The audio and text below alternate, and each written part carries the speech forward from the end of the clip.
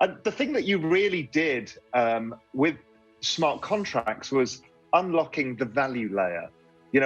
What it created was everything that we've seen over the last year, this explosion of DeFi, NFTs, and now everybody's moving towards Web 3.0 and then has staking now, and that's creating a whole new ecosystem. How are you seeing the DeFi ecosystem develop? Again, I think, first of all, the DeFi ecosystem is definitely maturing.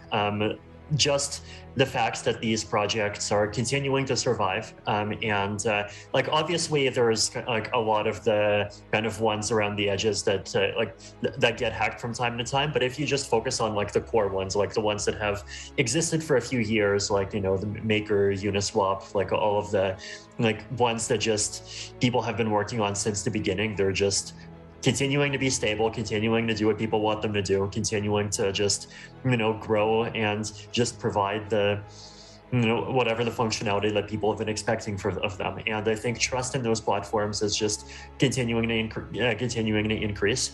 So I think the trends that we're going to start seeing over the next few years is basically just more ongoing adoption, more kinds of people using DeFi. The NFT space that we just had a panel about right before this, right? That's I think that's an interesting example of something that I've been talking about, with regard to the crypto space for a long time, which is that, I don't think the future is financial or non-financial. I think it's kind of mixed financial. I think it's projects that are not just about money in nature, but that still benefit a lot from being directly plugged into this kind of massive value layer that we've created, with the kind of Ethereum and the greater crypto ecosystem. If you have an NFT, buying and selling it requires an auction. That's smart contracts. If you buy it, you might be buying it with a coin. Often a coin is DAI, and DAI is itself created by a DeFi platform. So there's just DeFi components that are being plugged in all over the place, right? A lot of people mistakenly think of DeFi, as you say, as just this part of a financial system that's disintermediating the banks. But actually what's going on is it feels like there's an entirely new parallel financial system and economic system that's being built. It's a whole ecosystem. It's not just about finance. That value layer of the NFT space has been fascinating because it's kind of exploded, and it's very nascent right now because we've got some of the leading projects with CryptoPunks and Bored Ape Yacht Club. People are kind of coalescing around these communities, but it feels like it's still very early with where NFTs are going. The word just literally stands for non-fungible token. And so it literally just is the entire subset of tokens, where instead of a token that has many units that all represent the same thing, it's a token where each individual unit represents a different thing. That's big, right? Pieces of art are NFTs, ENS domain names are NFTs. Items in video games are NFTs, things in Loot Project are NFTs, right? So we're going to see many different kinds of NFTs. Some NFTs are going to represent things that are purely crypto native, so whose value basically only comes from people within the crypto space being willing to pay attention to them. And there's also going to be NFTs that represent assets that have some kind of legal power in the physical world. Intellectual property rights are one example. Real estate is another example. Just like we have stable coins, right? We have the algorithmic stable coins that are kind of purely crypto based. And then we also have USDC, institutionally backed crypto stablecoins that are pointers to dollars that are being held in bank accounts. So, same with NFTs. We have NFTs that'll have their value entirely derived from things happening in crypto land, and we'll have NFTs that have value that come from kind of connections to existing legal property rights that we already have, but that maybe are currently not that efficient to kind of actually use in interesting ways and do things with. Allows there to be lending markets that build around these NFTs as well. So that's where we're starting to see lending markets developing around some of the artwork and other bits and pieces. Yep. And you can just see that all of these bits of the jigsaw are starting to build on top of each other at a ridiculous rate.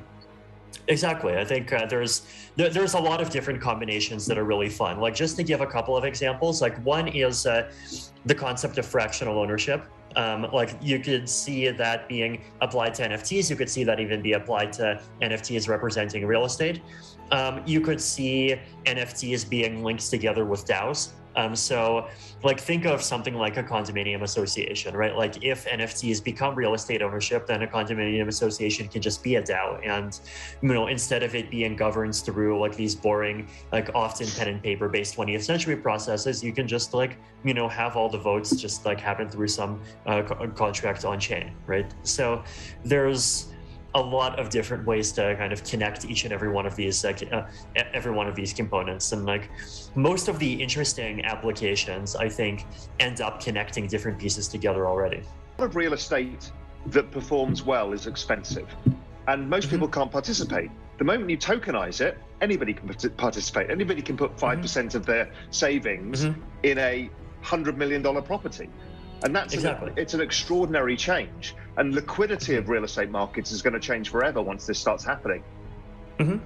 Yeah, absolutely. I think in real estate specifically, right? Like the non-fungibility of it is like in many ways you can see it as like as a source of just a huge number of problems, right? Because like, if you live in a city today, you're either a homeowner, in which case you're just massively overexposed to one asset, or you're a renter, in which case you're negatively exposed to that asset. And you're even like, you could say negatively exposed to like basically your community being a good place to live, right? So like giving people access to options that are kind of in between those two extremes on that spectrum, like partial ownership, some kind of system where ownership builds up over time, using crypto loans to be able to actually facilitate that. I think there's lots of opportunities for really cool things to happen there. What is your definition of Web 3.0, your working definition? Because it will change over time, as everybody's does. And how far are we in this process?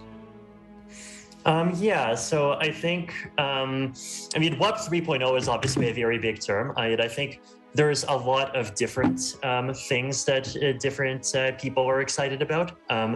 Like there's people who are excited about, like, say, creating more decentralized forms of, like, say, social media that might have more open and transparent governance, creating ways like some kind of better integration between internet applications and the finance layer, just like adding on the capability to have assets in general and to have like this notion of permanent ownership, kind of that's not dependent on some single institution facilitating it, being like a much more base part of the internet. There's